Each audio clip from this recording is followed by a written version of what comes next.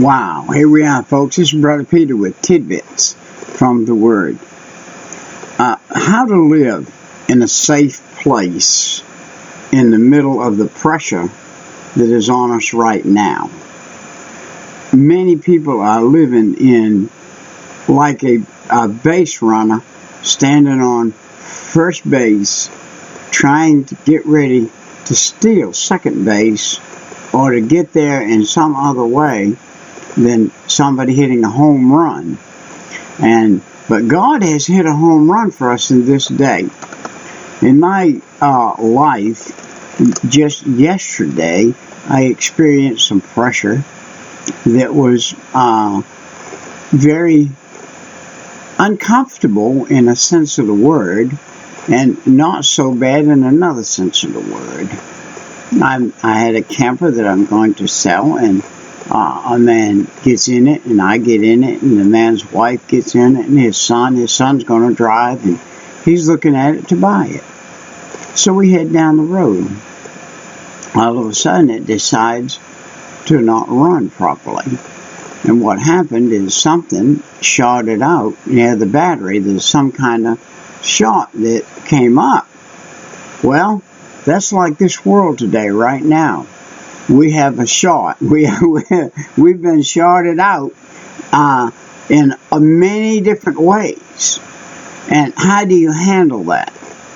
Well, you have to handle that not frightfully and don't get overwrought with it, and don't get in the place to where you self-destruct. I have friends, some right now. I talked with a lady yesterday, a good friend of mine, a spiritual woman, and the pressure has got to her, and the pressure has got to some people right now, and we can't let that pressure get to us because we are where we are. We must go through it we must keep God in the forefront, and we must keep Him right close. Listen, we don't have to live like a big baseball player. But listen to this little scenario in my morning daily insight that I was reading today for my own self that I've been in for a half hour or so before I get on here. So you don't have to be a big baseball fan to envision a runner waiting for the pitcher to deliver. And this is where we are right now. We're standing on first base, just waiting to when we can run to second base. And we can't run to second base right now because the pitcher hasn't pitched the ball. And that, in our case right now, the government hasn't said, go. You're free to go. It hasn't said that to us. So he bobs and dances just a few feet from the safety of the first base bag. So here's a runner. He's got himself on first base. And that's where we are. We're on first base. We're all wanting to run. But we've got to wait for the timing. And we've got to hope that we can get started toward second base. But also hoping to avoid being thrown out by the pitcher, which a good pickoff move.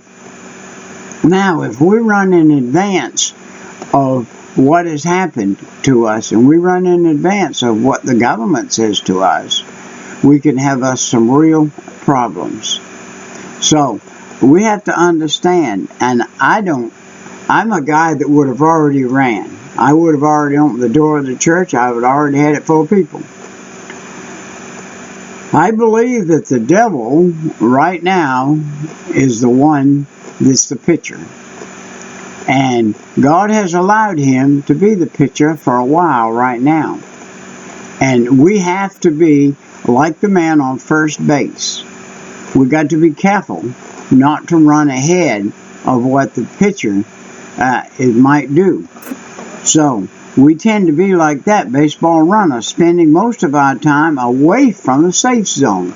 Now that runner has got off the first base, and he's 10 feet out.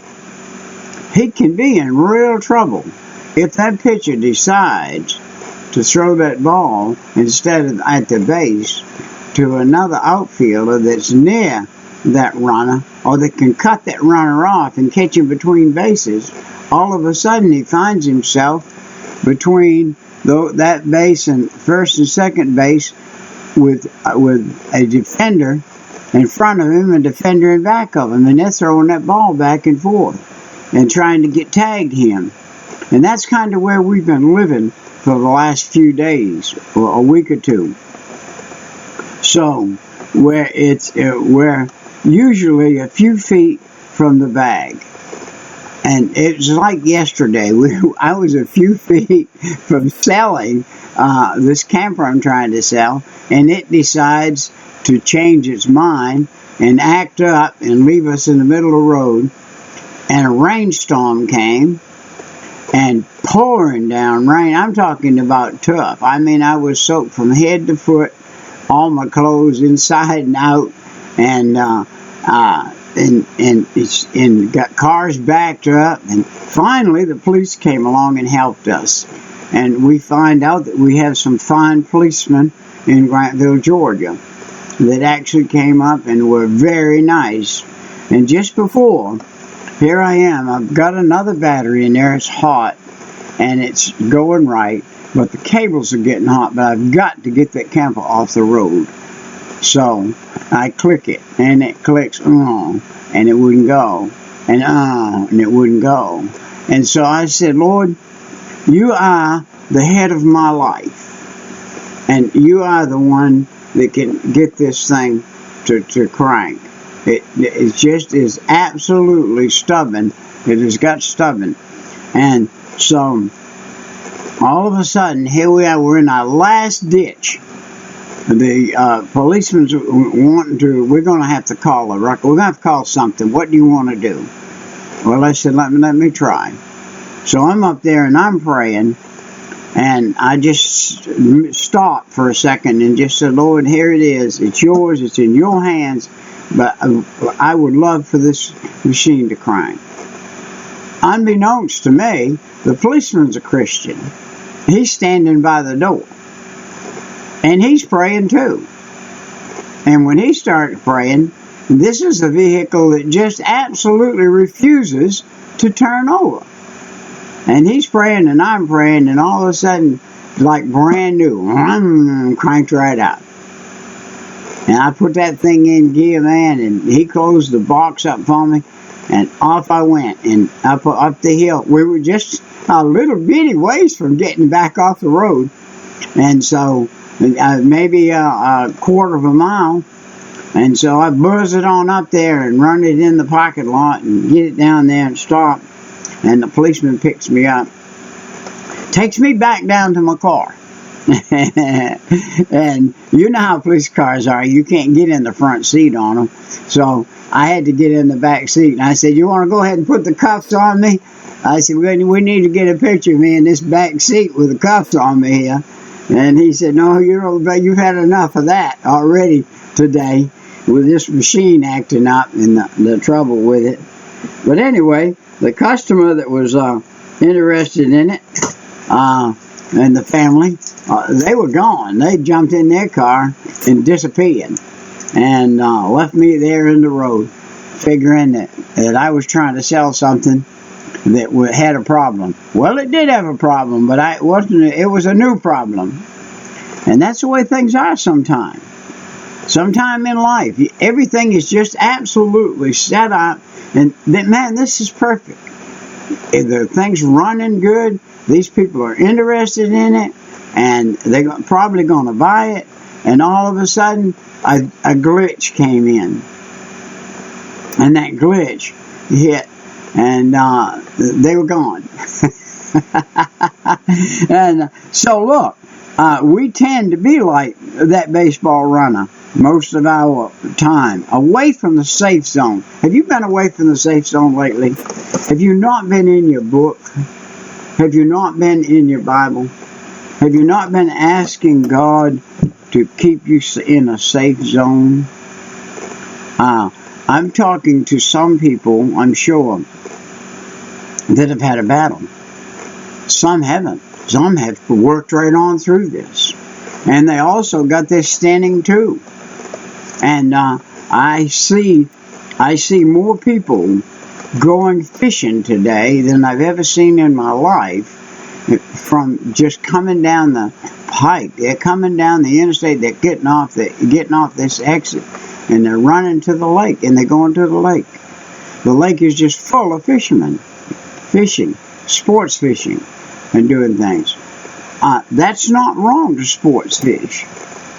But if we put anything ahead of God, then it's wrong. This time that we have right now can be a great soul winning time. And in this Deuteronomy book, I was reading in daily reading about the cities of refuge. Now, we are in a time of when we need to find refuge. We're going to have to find it in God. We can't make it up ourselves. We're going to have refuge. What would you have me do, God?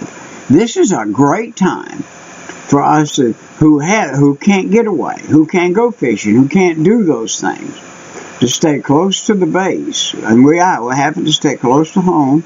And we can do our Bible study. We can do our things. We can do the things that we need to do to stay close to God. Listen, today is an interesting day. This is an interesting day we're in. This period of time. It's very interesting. How are you going to handle it? Are you going to stay near the base, or are you going to be one of those that's bobbing out and bobbing back, bobbing out and bobbing back, but getting out into trouble, getting out of the safety zone? When you're standing on the first base bag. But this place is often referred to as a city of refuge. You're like a place of refuge, waiting on that pitcher to move. And we're waiting on the government right now to say, you can move. And you can get yourself back in the church houses. You can get yourself back in fellowship. What is the church house? That's a place where we fellowship. That's what all it is a place where we go to fellowship. And we learn there and everything. Meanwhile, we have to feed ourselves. Are you feeding yourself daily with spiritual food? Have you kept your daily food, spiritual food, up? Are you in the Bible? Get in. If you're not, get in. Ask God where to get. Get in. Start in the book of John. And go through the book of John. I read the book of John this week. And John explains to us how we need to live. He explains to us how we can live close to God. He explains to us the workings of a saved person, of how salvation, after you get salvation, how do you have peace in that salvation? And that's the big thing, having peace in that salvation. And that's what we need in this time of trouble. So, let's look at this. God made cities of refuge for those people in that day. Our city of refuge is this book, this Bible. And we go to it. And we could be... Let's not get the wrong idea about these places of refuge. Now, what is the wrong idea of this place of refuge? That we have to stand right here where we are, and we have to get in the doldrums over it. No. If we're in this city of refuge, we got to get our Bible out and live in this city of refuge that we're in. This time of refuge for a Christian is to get his Bible, stay close to the Lord. Well, my friends, I'm going to keep this thing down to 15 minutes. And we will see you next time.